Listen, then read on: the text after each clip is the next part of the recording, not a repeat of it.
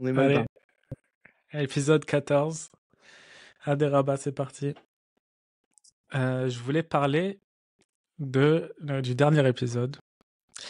Je sais pas si tu vois de quoi on parle, Manu. On vient de le publier au moment où ça se passe. Euh, c'est quelque chose. Je vais te résumer dans les grandes lignes. C'est un chidouche, ok, qu'il a ramené le Ravarouche au nom du Klausenberger, l'admour de Tzanz, qui dit qu'en fait, à Purim, je te dis en gros. Ah, c'était les trois questions. On les avait posées, les Non, trois je vais questions. pas recommencer les trois questions. Je Non, dis mais en gros, dans les il les a grandes dans lignes. la tête. On lui a déjà dit, quoi. Ah, on en avait parlé? Juste les questions, on n'avait pas Ok. répondu. Il dit en fait, si on. Esther, elle a été. Sa position sur la réaction à avoir aux événements de Purim, c'est qu'il fallait être que dans la joie et danser de joie, alors qu'il y a une Xéra qui met en péril tout le peuple d'Israël. Et que la réaction à avoir, c'était d'être joyeux et pas, au contraire, de s'endeuiller. S'endeuiller. S'endeuiller. C'est pour... Endeuillère dans le sud de l'Alsace. C'est pour ça, tu sais, on avait dit pourquoi Mordechai il met un sac, un lévouche sac, et Esther, Ouais. elle vient le voir, elle lui dit non, mets des beaux habits. Mais surtout, ce qu'il dit, Donc, c'est qu'en fait, c'est qu'elle n'a Oui, pas c'est- inventé. Elle n'a pas inventé ça. Elle dit qu'elle a pris ça de Mordechai. Mais Mordechai a pris la décision que c'était la réaction à avoir à ce moment-là par rapport à la position du peuple d'Israël à ce moment. Et je me suis dit, je ne sais pas pourquoi, c'est dur pour moi d'accepter ça. Peut-être parce qu'en fait, on n'a jamais vu d'exemple où ça a été mis en pratique. Parce que même lui, le rabbi de Klausenburg, lui, il a vécu la Shoah. Et on l'a pas vu danser avec les vêtements, avec le streimel et dire c'est à Kol Tova, tu vois. Même lui, quand il te dit ça, il a vécu ça, et après coup, il te dit ça. Mais on n'a pas vu d'exemple. Même Rabbeinu à l'époque, qui avait les xérotes sur prendre les jeunes à l'armée du Tsar. Rabbeinu, il était très très préoccupé par cette à l'époque, c'était des shmuot, on parlait qu'ils allaient faire ces xérotes. Et même, il était en colère contre ceux qui disaient que non, c'est pas possible, Hacham, il peut pas nous faire ça et tout. Et Rabbeinu, il a dit, c'est pas vrai. Il nous a fait bien pire. Et c'est sûr que ça peut arriver. Et il était très préoccupé par ça, mais tu vois pas une réaction à Kol et Tova, on est joyeux. Même on a l'histoire de Nahum Ishgamzo. À la fin, c'est exactement ça. Quand il apporte le seau le coffre de terre, le roi il prend sa malle, il dit je vais faire une hashmada sur tout le Ham Israël. Il dit pas je vais te tuer toi, il dit je vais tuer tout le peuple juif. Il lui dit Gamzou le Tova, il était Bessimcha. Il a eu cette conduite. Ça veut dire qu'un truc de sa faute qui empiète sur le Ham Israël, le Dieu. Mais nous, on n'a pas vu quelqu'un faire un truc comme ça. On a le témoignage dans la Gemara de Nahum qu'il a fait. Donc c'est pour ça que je te dis, non, j'essaie de comprendre pourquoi c'est difficile pour moi d'accepter ça, alors qu'on parle que de ça que depuis le début, avec tous les liens de Aderaba et de Bishon Freiler et tout, et quand tu vas dans la pratique concrète d'un événement aussi tragique que ça, aussi grave, je sais pas.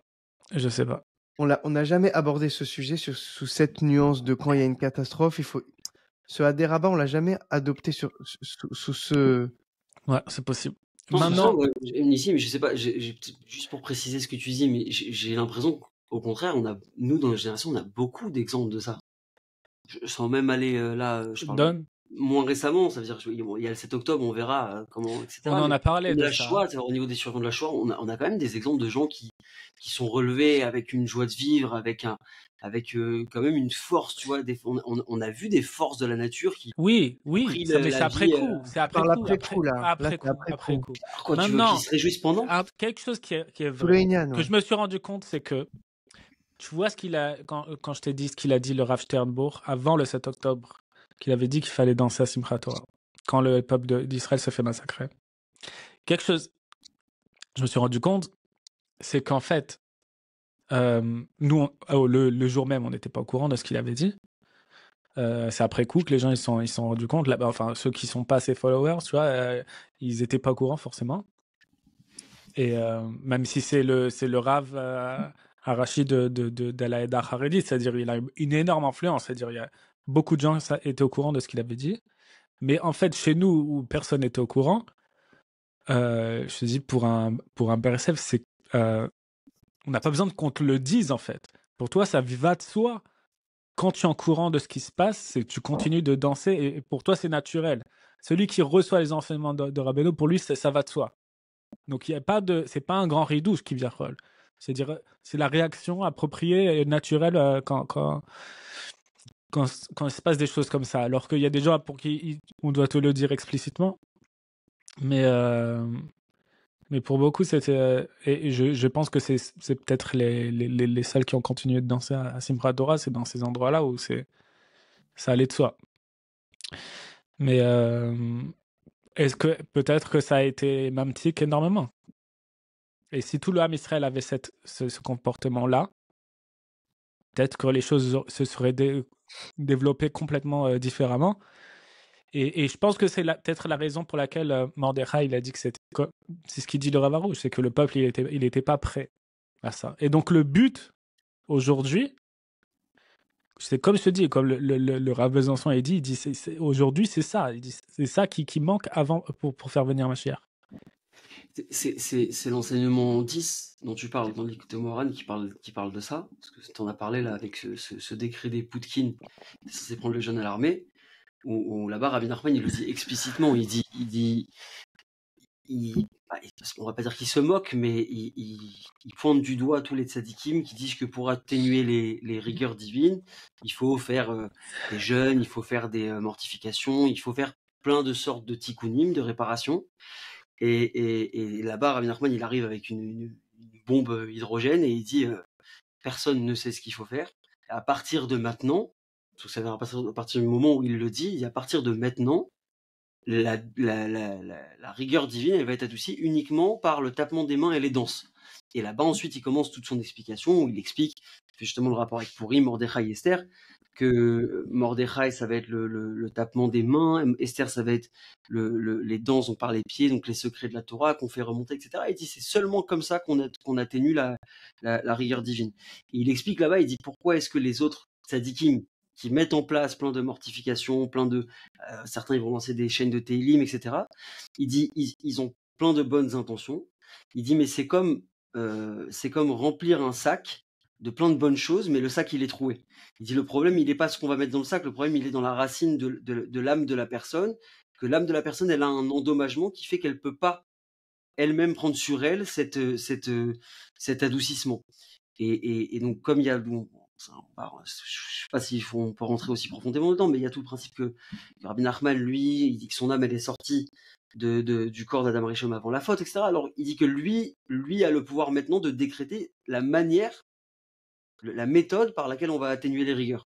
Et je me souviens avoir étudié ça quelques mois avant Simchat Torah, le 7 octobre justement, ce Simchat Torah là. Et donc on en parlait avec des copains le jour même, donc on avait commencé à entendre donc forcément les sirènes, etc. Et on dit mais il faut que tant que nous on est là, qu'on peut encore il faut qu'on se renforce dans cette joie-là parce que en fait c'est ça, c'est-à-dire c'est la seule méthode pour atténuer ça. Et il y a quelqu'un qui avait entendu ça et qui a tout de suite été un peu choqué, tu vois, qui a dit mais comment on peut penser à ça alors que et effectivement c'est vrai que dans notre logique à nous, moi le premier, hein, je parlais de faire quelque chose qui à mes yeux est absurde. Et donc j'ai un copain qui est venu qui m'a dit le problème de ça, c'est que c'est une question de kélim, ça veut dire à quel point les gens sont capables d'accepter ça. Et cette acceptation-là, elle est forcément dans de l'absurde. Ça veut dire forcément dans quelque chose que tu comprends pas. On va te demander de faire quelque chose que tu comprends pas, qui est une réaction inadéquate à la situation. Comme ce que tu viens de dire avec Esther. C'est ça. Quelque chose qui est inadéquate à la situation.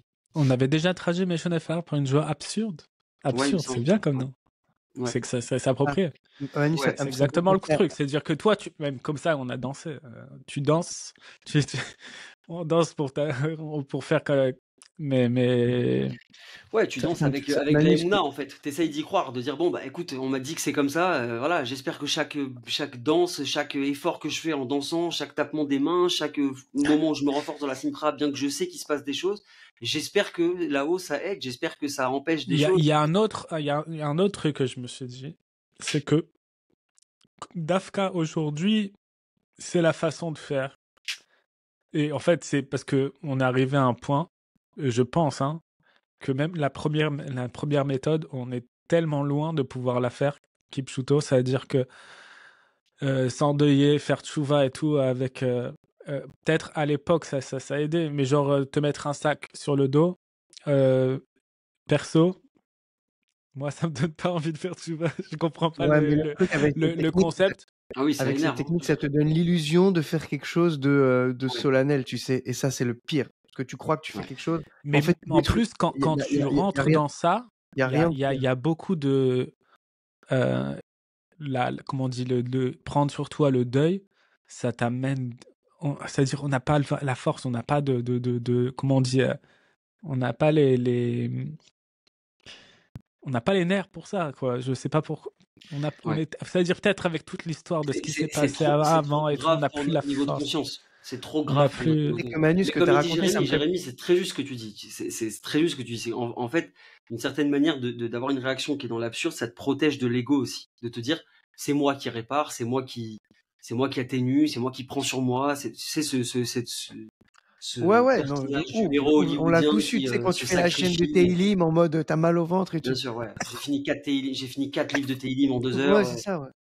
C'est bon, après tu peux dire c'est très bien de lire des Teilim, on dit pas ça. Évidemment, non, évidemment. Il faut lire des Teilim et chaque mot de chaque Teilim, c'est des choses extraordinaires dans le monde. On parle même pas de ça. Le matzav on parle de soit tu te mets à pleurer pour t'endeuiller, soit tu te mets dans la joie à danser pour atténuer les... Et aujourd'hui, la façon officielle qui vient, c'est ce que les Chachamim nous disent, c'est qu'aujourd'hui, il faut aller dans la joie et juste arrêter de réfléchir, quoi. Parce qu'en fait, quand tu rentres dans ce deuil, c'est l'amertume qui va avec, ça les nerfs, et ça se rapproche de la kfira, quoi. T'as de la colère. Non, écoute, quand j'ai lu le truc là du Klausenbourg de Ravarouche, c'était bidiouk au moment du Corona à l'époque. Et tu sais, j'étais malé, coulo béorot, tu sais, je me dis vas-y, Esther, elle a dit de faire ça, Alachak Esther, le Rav il a dit et tout, j'étais bouillant, tu vois. J'appelle mon Rav de l'époque, je dis Rav, j'ai une idée, on fait Seudat Odaya et on danse et on chante. Il m'est rentré dedans. Mais comment tu oses, ça m'a fracassé. Genre de m'entendre dire ça, je lui dis mais non, mais pas du tout, et j'avais pas en mode la force de lui amener les preuves ou Stam, le livre que je venais de lire, tu vois. Mais j'étais high, moi, juste après cette histoire. Tu allais annuler le Corona mondial. Mais je me suis dit, vas-y, viens, on prend Bit Mimout. On va danser, on va chanter, pourquoi pas. Esther, elle a dit de le faire. J'écoute Esther. Viens, on le fait. Je me suis fait fracasse. Je me suis fait fracasse. Mais c'est tout cet enseignement, la Torah dit dans les Moran, il le dit, hein, clairement, c'est la deuxième phrase de l'enseignement, il dit que Sheyesh Chas Veshalom Dinim à Israël, Alidir Ikudim Ve'amra Kaf, Kaf al Kaf, El Kaf, Naase Amtakat Adim. Il dit quand il y a des rigueurs qui pèsent sur l'homme Israël, c'est par les dents, c'est par le tapement des mains, par le battement des mains, qu'on atténue ces rigueurs. Donc d'un côté, il te dit il y a un travail à faire, et ce travail, c'est celui-là. C'est pas celui que tu comprends, c'est pas celui que tu penses comprendre. Et aussi, comme tu as dit, Ntim, c'est pas non, mais Dieu il est bon, tout va bien se passer. Il te dit non, il faut prendre la mesure des choses, il faut prendre au sérieux les choses, il faut prendre au sérieux les menaces qui peuvent peser sur nous. Il dit mais il y a une méthode et c'est celle-là. Et comme il dit Rabbi Nathan, c'est caché avec Dioter Mikol à Avodot, Liot Besimcha. Il dit l'Iskot Besimcha, c'est caché avec Dioter Mikol à Avodot. Ça veut dire quoi? Ça veut dire d'atteindre la joie, c'est plus difficile et plus lourd et plus pesant que toute sorte de service divin. Donc aujourd'hui, c'est plus difficile pour un homme de dire je vais prendre 5 minutes, je vais danser comme un malade, je vais danser, je vais taper des mains pendant 5 minutes. C'est plus difficile ça pour un homme aujourd'hui que de se dire je vais lire un livre de Tehillim pendant 4 heures ou je vais aller jeûner pendant 2 jours. C'est Parce que concret. ça Ça veut dire que nécessite pour lui une alors prise de conscience et une sortie de sa c'est box. sortir de C'est soi-même complètement. c'est Et c'est complet. pas c'est forcément pas pour rien aussi que nous on appelle maintenant avec la déformation et tout, etc. Très vite tout le monde s'est empressé d'appeler ça Shiva Be-October. Donc forcément Shiva, tu vois, on pense à Shiva, le deuil, etc. Mais la guerre de Kippour, ça a tapé à Kippour, on appelle ça la guerre de Kippour. Cette guerre, on pourrait l'appeler la guerre de Simchat Torah. C'est-à-dire que c'est aussi quelque chose qu'on nous montre, on dit regarde, maintenant la guerre, elle va être sur la Simcha. Et c'est fou que une des premières otages qui est sortie, qui était Mi Hachem, elle a lancé ce slogan qui était We will dance again. C'est-à-dire c'est le plus gros carnage, il se fait dans une rave party où tout le monde danse, et le premier message qu'elle sort en sortant, c'est on dansera encore. C'est quand même pas anodin. C'est-à-dire qu'il y a des clins d'œil, il y a des allusions qui te disent effectivement un des messages de cette guerre-là. Il y a plein de choses, évidemment, il y a plein de choses et on n'a pas la prétention de savoir les tenants, les aboutissants et pourquoi. Mais on voit qu'il y a des forces négatives qui s'attaquent à cette joie-là. Et grâce à Dieu, il y a des forces surhumaines qui se dévoilent, des forces divines qui se dévoilent dans l'homme, qui sont celles-là, qui disent on va redanser. C'est-à-dire on doit redanser, on doit vivre. En fait, le but en fait d'arriver, Voilà. Pardon. le but de cette démarche, c'est d'arriver en fait à arriver au après. Comme on a dit, tout ce qu'on a vu, c'est le après coup. Et en fait, arriver à mettre le après coup avant coup, c'est genre un hack, tu vois. C'est genre, tu arrives déjà. Le but de tout ça, c'est de t'arriver à cette émouna-là et à ce rapport-là avec Hachem. Essaye de le faire venir maintenant et on peut éviter en fait tout le reste. Et le but de Purim, c'est d'arriver à cet état de conscience où de voir à quel point en fait, quand tu dis d'arriver à Deloyada, de ne pas avoir la différence entre ce qui fait Amalek et ce qui fait le Sadiq, c'est qu'en fait de se rendre compte que après coup, l'action la haine de Amalek et ce qui t'a fait, ça t'a rapproché de Dieu, comme le Sadiq, il fait tout pour te rapprocher de Dieu. Tu vois, et donc arriver à cet état de conscience là avant, il y a la phrase de Rabbi, moi cette phrase, j'ai envie d'en faire un cadre. Enfin, s'il n'y avait pas cette phrase aujourd'hui, si j'avais pas lu cette phrase Rabbi Nathan, genre je m'écroule quand il dit im behemet. Je sais pas dans les mots, si quelqu'un l'a mieux que moi. Si behemet on disait on dirait merci pour tout ce qui nous arrive, ben betivo, ben beiko, que ce soit dans le bien ou dans le mal. Il dit bevadai, que toutes les souffrances, elles disparaîtraient à la makom, et que la Géoula, pas que ma Géoula moi, avec la Géoula Shlema de tout l'homme Israël viendrait à la makom. Mais c'est une phrase de ouf. Moi, elle me fume cette phrase. Ouais. En fait, c'est. Je prie pour. Parce que tu vois, à l'époque, quand il y avait cette xéra où ils allaient prendre les enfants, tu peux même pas imaginer à quel point c'était une horreur. Une horreur, cette xéra. Et le Tzemar Tzedek, il a dit, tu vois, même comme à quel point c'était horrible, tout ce qu'ils ont vécu en Europe de l'Est à l'époque, même jusqu'à aujourd'hui. Il dit, dans les endroits où ils n'ont pas eu ça, ils se sont assimilés. C'est-à-dire, c'est fini pour eux. C'est-à-dire, en fait, le Amalek, la haine de Amalek, c'est ce clash qui te renforce, qui renforce tout le Ham Israël, et tu peux jamais savoir à quel point, c'est bien, mais le manque de clash, c'est encore pire.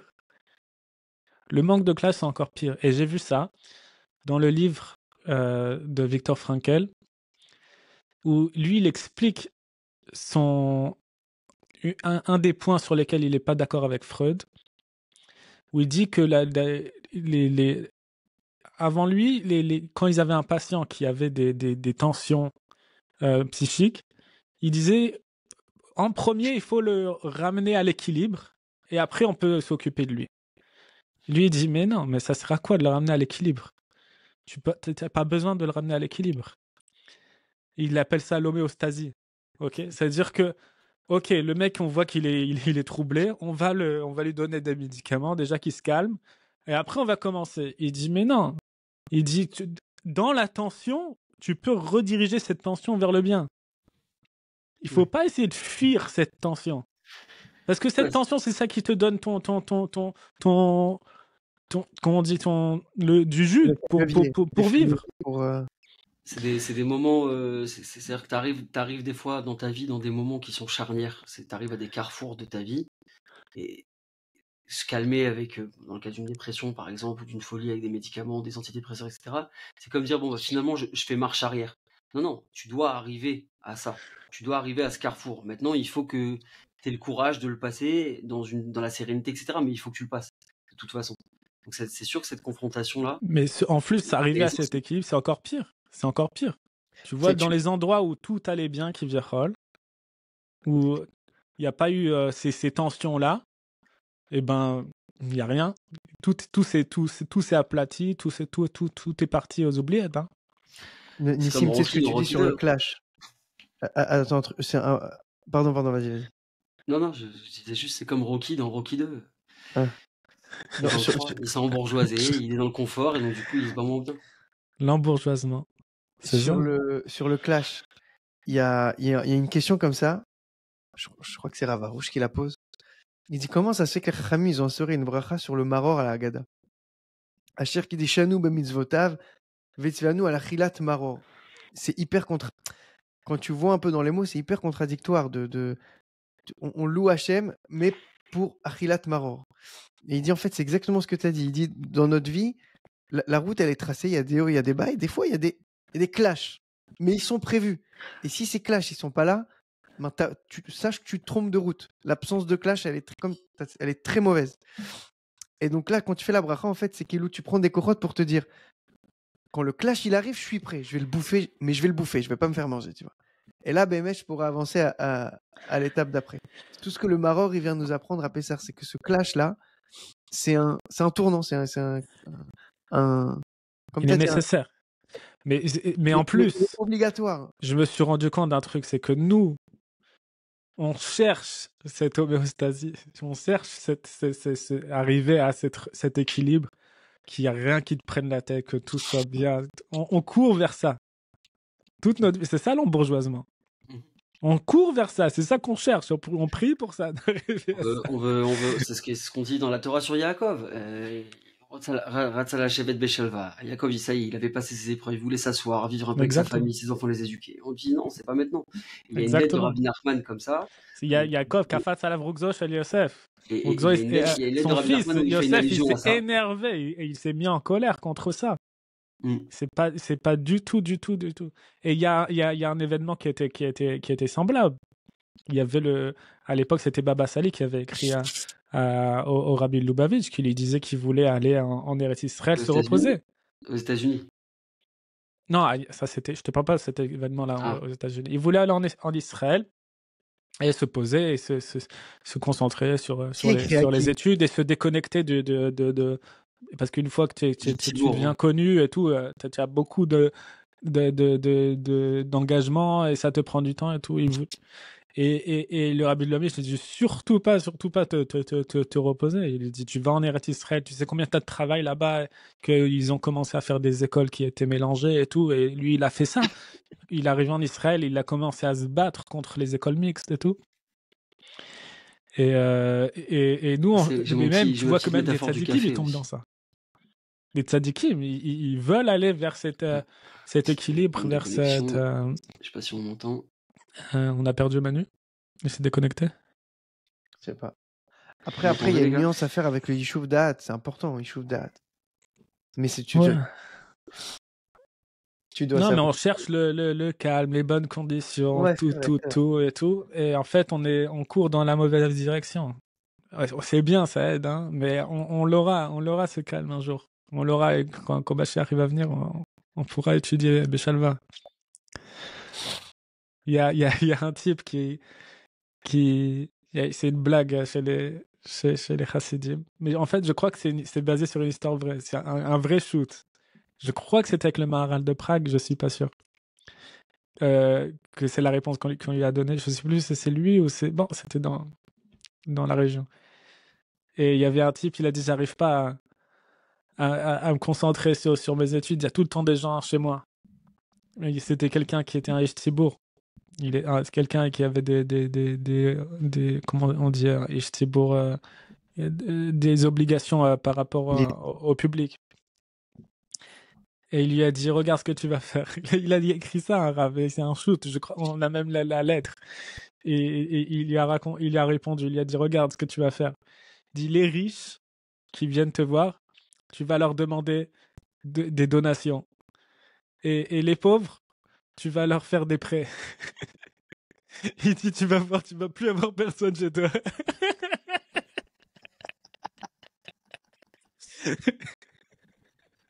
tu veux rester tranquille.